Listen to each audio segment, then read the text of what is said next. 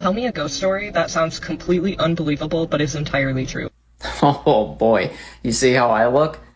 You know I got some ghost stories. So this would have been back in, I want to say 2011, 2012 when I was in high school.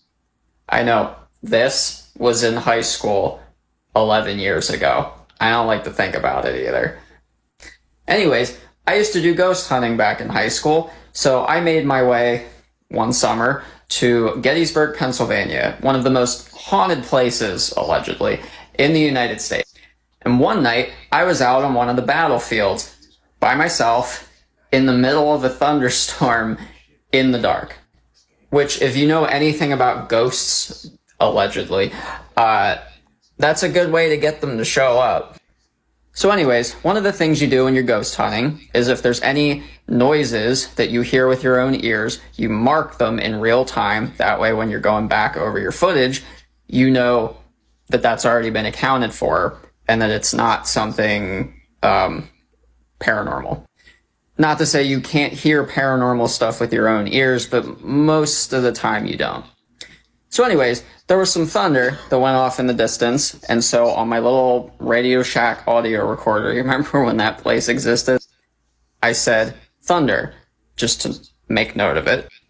I shit you not, 2 seconds later, and I didn't hear this until I went back over my footage, there was a voice that said, thunder.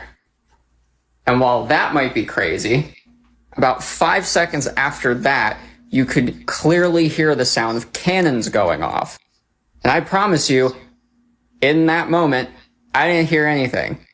And I wouldn't hear any of this until I got back to the hotel later that night and reviewed the footage in the morning.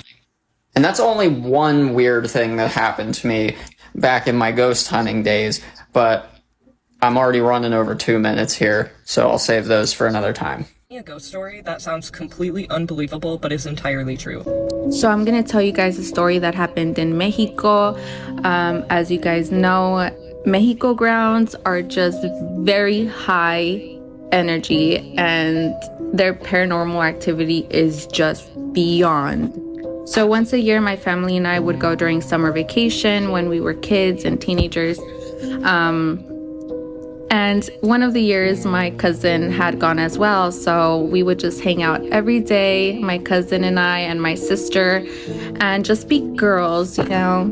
And one of the days, her and her mom had come over to hang out with us at her house all day. So it was kind of getting late and it was already dark out. So they were kind of getting ready to leave. And of course, as soon as they're getting ready to leave, the power goes out. So of course, that's where it starts, right? No power. The only source of light that we have is the moon.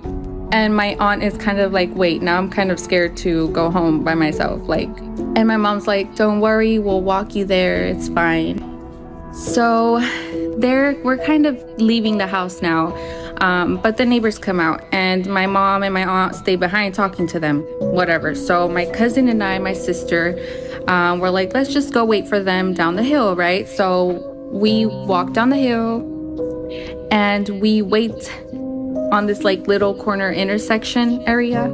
And we're kind of holding each other like this, like arm to arm because we're scared. It's dark out, right? And we're kind of just freaking ourselves out.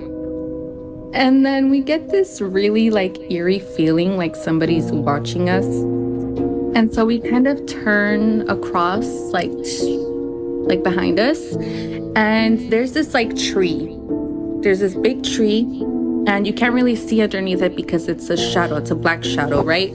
So it's complete darkness. But as our eyes are adjusting, right, we see like an even darker shadow under the tree. Of a man. You know the men's bathroom sign? That's exactly what we were looking at, except it was dark. And so my cousin starts freaking out. My cousin was a little scaredy cat. She starts yelling. She starts saying, who are you? What's your name? Reveal yourself. In Spanish, by the way. She's like freaking out, saying like, come out from under the tree right now. And that's what he did. He starts coming out from under the tree. And we start screaming. And as soon as we see him coming out, like, we realize that the moon is not even shining on him. It's not making his appearance like any lighter, like, we're seeing the same figure. We're not seeing a shirt, we're not seeing anything, we're not seeing a face, nothing.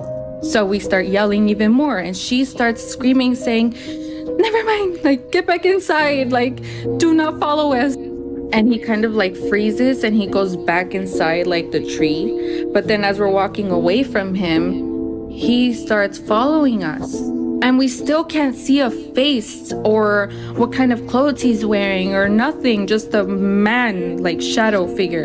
And it was really weird to us because we could see each other's faces, we could see each other's like clothes, And she starts saying like, don't follow us, you stay right where you are, you cannot follow us. And we're thinking this is a man, like, of course.